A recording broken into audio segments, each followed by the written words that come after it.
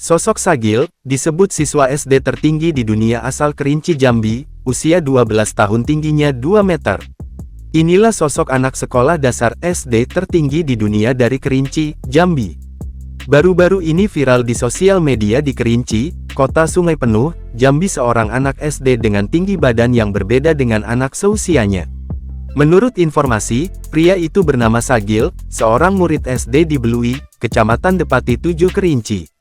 Postur tubuh Sagil saat berdiri dengan teman-temannya serta orang dewasa nampak mencolok hingga foto-foto bersama teman-temannya menjadi viral. Sagil yang masih duduk di bangku kelas 6 SD dan berumur 12 tahun sudah memiliki tinggi badan 2 meter.